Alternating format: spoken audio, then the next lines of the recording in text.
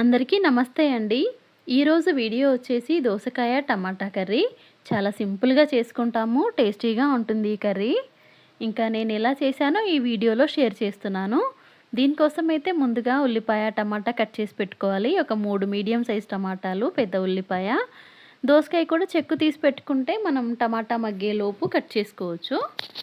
ఇంకా స్టవ్ పైన గిన్నె పెట్టేసి ఒక 3 టేబుల్ స్పూన్ల నూనె వేడి చేయాలి. నూనె వేడెక్కిన తర్వాత పావు టీ స్పూన్ ఆవాలు, అర టీ స్పూన్ జీలకర్ర వేయాలి. అవి చిటపటమన్నాక ఉల్లిపాయ ముక్కలు వేసి వేయించాలి. ఉల్లిపాయ సగం దాకా వేగిన తర్వాత ఒక టీ స్పూన్ అంతా అల్లం వెల్లుల్లి పేస్టు, కొంచెం కరివేపాకు వేసి మరి కాసేపు వేయించాలి.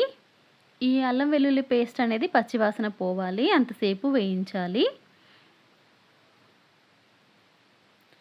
ఇంకా అల్లం వెల్లుల్లి బాగా వేగిన తర్వాత పావు టీ స్పూన్ పసుపు వేయాలి.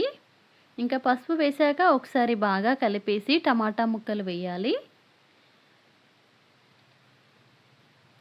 బాగా కలిపేసి మూత పెట్టి టమాటా కొంచెం ఉడుకు పట్టేదాకా 1 నిమిషము లేదా 2 నిమిషాలు మూత పెట్టి ఉడికించి 2 నిమిషాల తర్వాత రుచికి సరిపోను ఉప్పు 1 టీ స్పూన్ అయితే వేశాను. అర టీ స్పూన్ అంతా జీలకర్ర పొడి, కారం వచ్చేసి 1 స్పూన్ వేశాను నేనైతే ఇక్కడ.